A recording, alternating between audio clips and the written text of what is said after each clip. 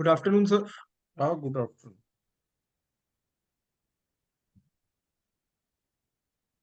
Hello, sir. Am I audible? Yes, yes. So, welcome everyone. Today's topic is diversion of income by overriding title. So, before delving deep into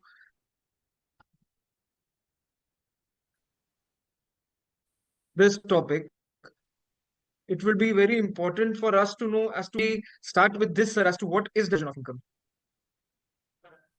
So, the Yes, first yes. question, yes, the questions are which would like the first question for the starter since the topic is diversion of. So, what does diversion of income actually mean, sir?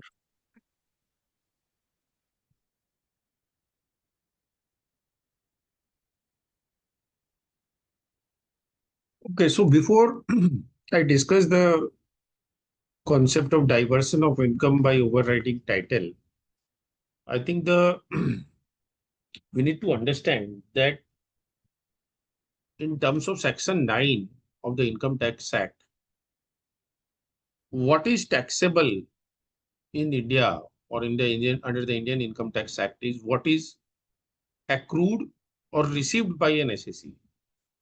So the income must accrue or arise either to an individual, to or a company or any entity which is defined as a person in the purview of the Income Tax Act. So what the income must accrue or arise in India. So until and unless there is an accrual or the income arises to an entity or a person, it cannot be taxed. So that is where I think that is the basic fundamental thing which we need to understand is that suppose there is a income which never accrues or arises to me, and even before it becomes my income, there is a obligation on me that it gets diverted at the very source from where the income is arising. So it is not that once I receive the income and I use it for any purpose, spend it for any purpose, rather, even before it reaches my hand, it is diverted because there is a charge created on the source itself, and there is a pre-existing legal obligation because of which the income is not accruing or arising to me, and therefore it never becomes taxable to me.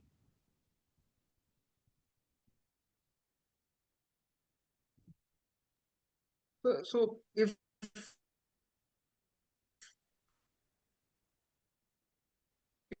sir, if Your you are to net give an connection is example of not very before it stable. arises on this, Your net connection is not stable, I guess. There is.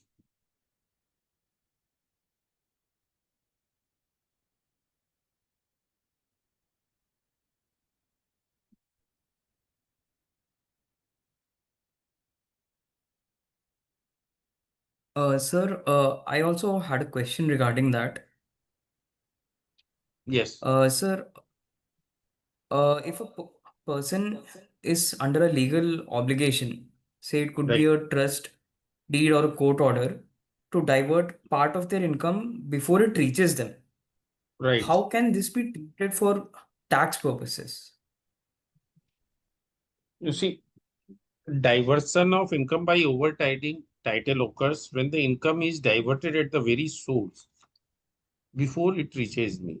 So there is a superior title or a legal obligation in favor of a third party. So there must be a binding legal or contractual obligation that exists prior to the accrual of the income. Now it may be by virtue of a court order or a contract. Now I give you an example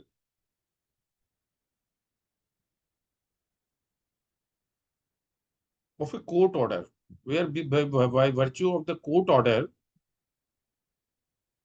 or a court decree, the income never reached the hand of the SAC. In one of the oldest case, relating to diversion of, or to clarify the concept of diversion of income by overriding title. In one of the matter in Vijay Singh Duduria versus CIT, which has been reported in 1933, 1, volume 1 ITR, 135 page. In this case, a maintenance allowance was to be paid or payable to the stepmother of the SSE under a court decree directly arising out of SSE's income. So it cannot be said that the payment to the stepmother is a personal or any legal obligation of an SSE. It was only due to the court's order or the court's decree that he was mandated to pay a monthly sum of maintenance to his stepmother. So therefore, the court held, when the matter reached till Supreme Court, that it was a case of diversion of income by overriding title and not a case of application of income. But in a similar case where there was a maintenance payable by an SSE, in this case CIT versus Seetal Das Tirth Das, that was in 1961, volume 41, ITR, page number 367, where the maintenance charge were to be paid under a consent decree to wife and children by the SSE. Then it was held that it is not a case of diversion of income by overriding title because it is his personal obligation. Under the Hindu law, it is mandatory that one has to maintain one's wife and children. So it was his personal obligation. So rather the income reached the SSE and thereafter it was applied. So it was a case of application of income and not diversion of income. I can give you one more example or couple of examples. In one of the case, that is CIT versus Travancore Sugar and Chemicals Limited, which has been reported in 1973, 88 ITR, page number 1, Supreme Court judgment, wherein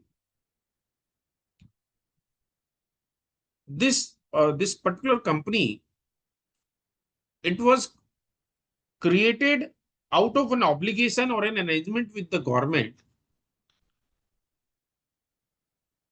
that it has to pay a certain sum to the government.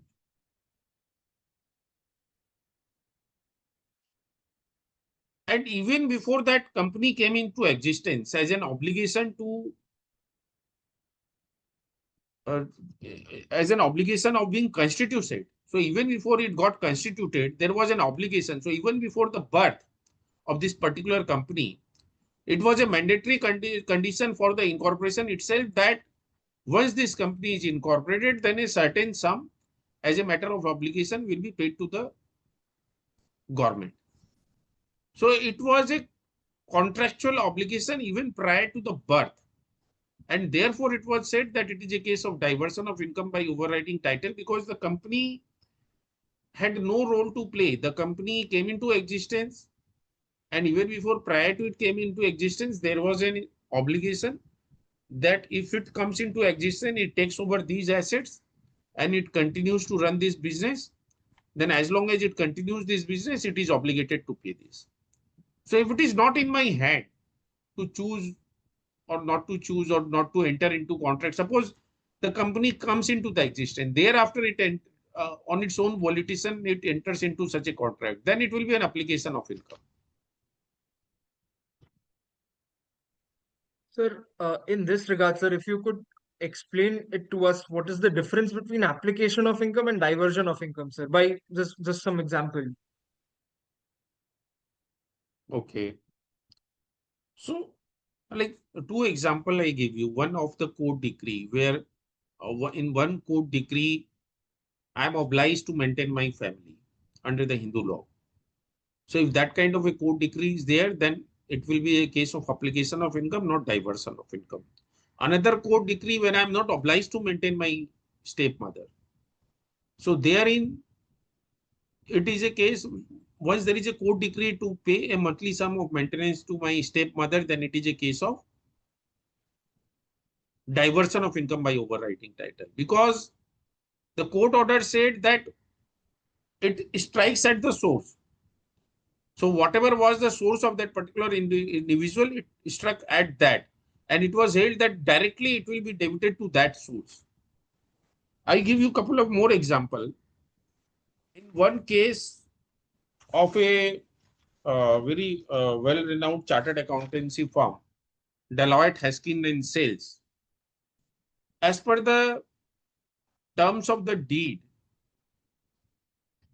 it was obligatory that if a particular partner retires, then after the retirement, a certain sum has to be paid to the retired partner. Now, there was no clause in the partnership deed which allowed the continuing partner to override that part of the clause of the partnership deed. So as long as this partnership continues, it was obligatory on part of the CA firm that it has to make that amount of payment to the retired partner. So there was no choice in the hand of the continuing partner that they can override, and through majority consent, they can amend that particular clause of the partnership. And therefore, if they have to continue to carry on the business in the same title in which the firm was running, then it was obligatory that they will have to make some payment to the retired partner. So this was held to be a case of this was held to be a case of diversion of income by overriding title and not a case of application of income. And another case which comes to my mind, I'm not able to recall the cause title. That was also a case of a partnership firm whereby it was mandated by the partnership deed that the the continuing partners or the existing partners will pay certain sum to the legal heirs of the deceased partner if he dies after a particular age or after serving the partnership firm for a particular number of years. So there were several clauses, and those clauses binded the firm that if they wanted to continue the firm, it was obligatory on their part to make certain payments to the legal heirs of the deceased partner. So that also was considered to be a case of diversion of income by overriding title rather than an application of income. So again, to summarize, I mean, to diversion of income uh, by overriding title is that income is diverted before it reaches the SAC due to a superior title in favor of a third person. And in the case of application of income, it reaches the SAC, then who, in order to meet his obligation, he utilizes that income.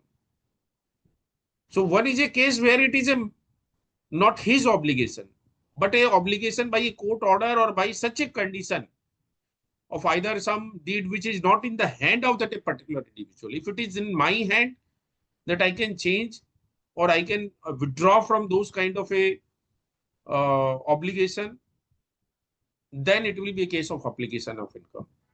But if it is not in my hand at all, then it will be a case of diversion of income by overriding title. Sir, in practice, according to you, what are the various misconceptions which the assessee has with respect to diversion of income, sir? I think the misconception is that one can create this kind of a thing to take advantage. So maybe you can think about creating a trust for the benefit of your children, whereby some income is diverted to that trust, and you claim that it is a diversion of income by overriding title because you are striking at the source. So or suppose you receive some money and then you create a trust that this much percentage of my income will be payable to so and so cause. But all those cases will be a case of application of income. But even charity, I mean, I give you one Supreme Court judgment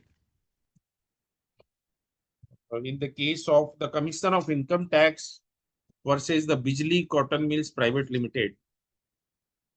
It was reported in 1979, one Supreme Court cases 496. So here it was a customary practice to receive some money in the name of Dharmada. And then it was obligatory on part of that trader to utilize that money for the charitable purpose. Now, one may be a case, I mean, where you on your own you create such a trust or something that out of your say 100 rupees of trade receipt or income, you will mandatorily apply that. So that will never be a case where it can be said that it is a diversion of income by overriding title. But here, suppose 100 rupees received and along with 2 rupees is received in the name of the Dharmada, and it is obligatory.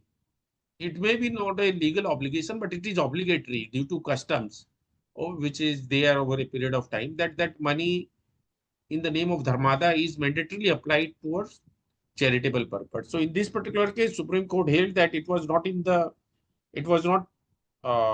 voluntary. It was a customary obligation upon the SAT to spend the amounts only on the charitable purpose, whether any trust is created or not. That is also not material. So this money is not a income in the hand of the SEC, rather it is not taxable. So I mean, what I'm trying to say is that one cannot be use this kind of a thing for a tax planning. But as I gave you an example of partnership deed, that suppose the clauses are so well drafted in the case of a partnership firm that to a retired partner or to a deceased partner, something is obligatory and it cannot be changed. Those kind of clauses cannot be changed at the whims and fancies of the continuing partner, and it becomes an obligation on their part uh, to have that, to make that payment. Then it will be a case of diversion of income by overwriting the title. I give you one more example whereby you see it is even though a tribunal judgment only. It is a tribunal judgment in the case of assessing officer MRMGF Construction Private Limited versus Assistant Commissioner of Income Tax. It has been reported in 2020, 113 taxman.com 275. In this case, a special purpose vehicle was incorporated primarily to execute Commonwealth Games Village project for the purpose of housing athletes and officials. Now here, there were 4 companies which entered into a consortium, and those 4 companies made a bid before the Delhi government for construction or taking over this project. And before this special purpose vehicle was incorporated, it was mandatory that once this vehicle is created or incorporated, 25% of the revenue will go to MRNGF. Now here, after considering in detail, and it is a very judgment worth reading, that after considering the various clauses of the consortium agreement and the special purpose vehicle, the memorandum and article and everything, the Honorable Tribunal came to the conclusion that it is a case of diversion of income by overriding title because it was not in the hand of MRMG, this particular company which came into existence, this special purpose vehicle. because even before it was incorporated, because of the certain things which was done by the consortium partners for the purpose of creation of this vehicle. So it was said that if it is created, then this particular amount will go to the that particular MRMGF, which was part of the consortium. So it was said that it is a case of diversion of income by overriding title, because the special purpose vehicle, which it was a incorporated entity, it was a private limited company, but it was not in the hand of that private limited company to choose, because the creators who gave birth to that company decided even before the birth of that company that look, if you take a birth, then it will be obligatory on your part to pay me so and so. So it was a case of diversion of, because it was an obligation created before the birth of that company. Sir, I had a question with regarding to this area of law. Do you think that there is a need for simplification or reform, especially when you consider the cases of family arrangements and the modern business arrangements?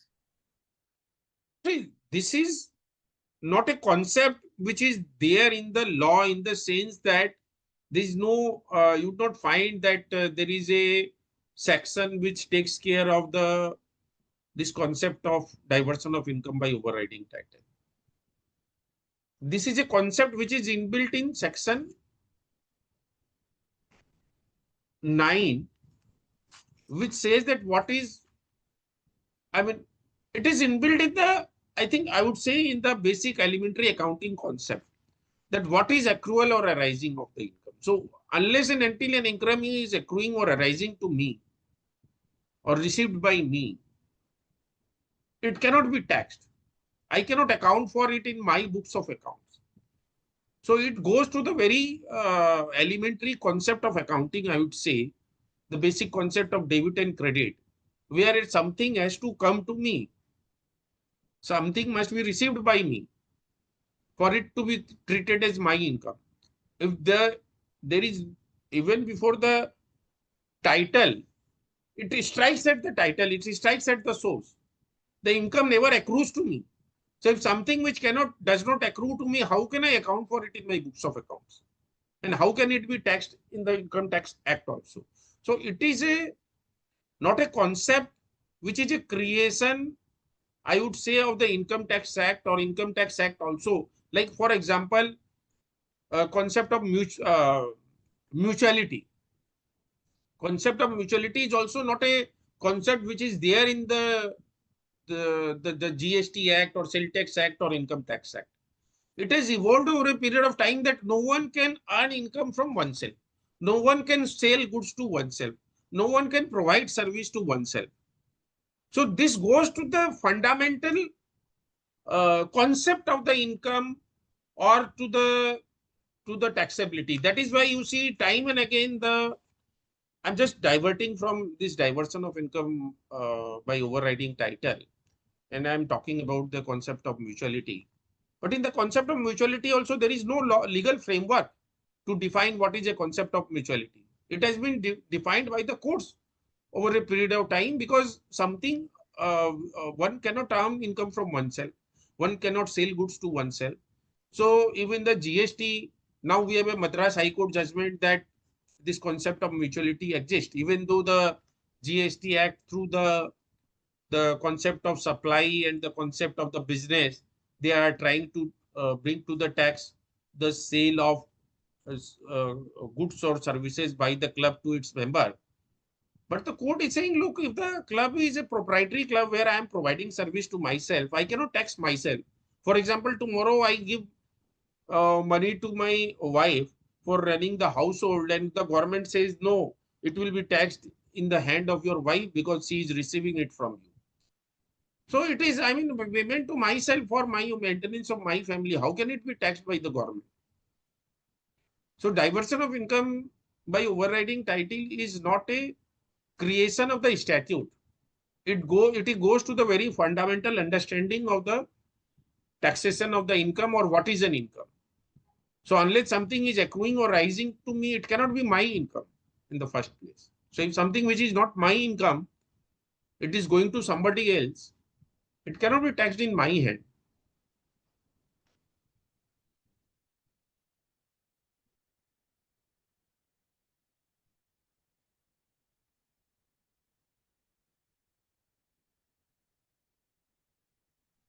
Sir, So one thing I want to just address the participants who have joined. I mean, number of you are joining late. Some, I mean, at 3:05, 3:10, 3:20. I mean, just 5 minutes back also some participant joined. So I request all of you that who want to join this session. I mean, you can always, we do share the YouTube. I mean, we will upload it on the YouTube and it will be shared with you all again. But it is better for all of us that we join on time because I start strictly at 3 p.m. Once we give a time, then we start at it, whether somebody joins or not. We don't wait for anybody, even for 2 minutes.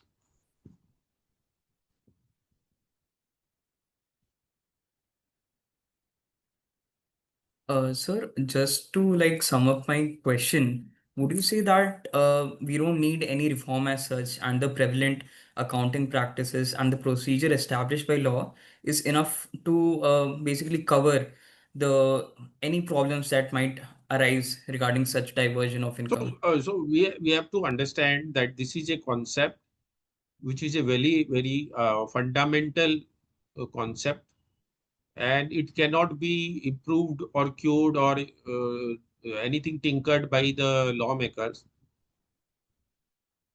because I don't think that if some income belongs to you and it is not belonging to me, it is the title never comes to me, the title of the income or never received by me, then by deeming fiction, the court tomorrow can say that, okay, the Abhilash Mishra is your junior working in your chamber, so you will have to pay tax on his income also.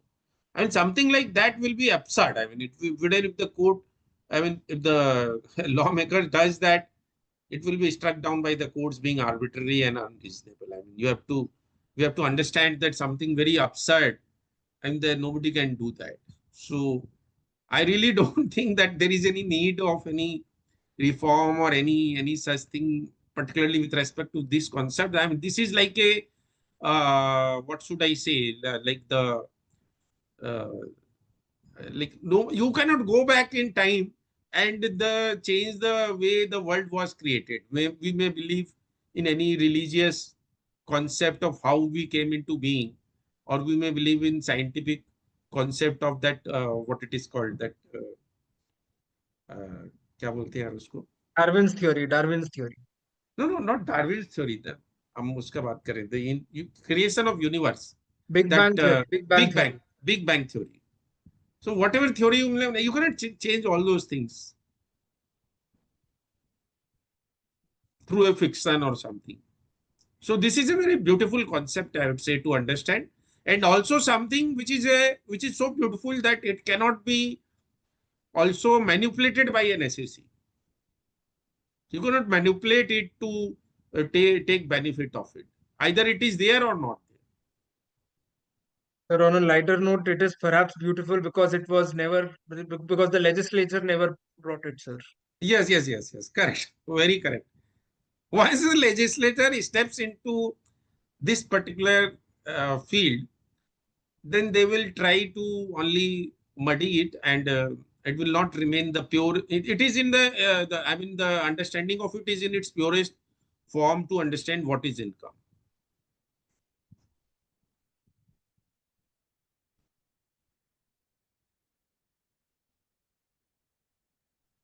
Do we have any other questions?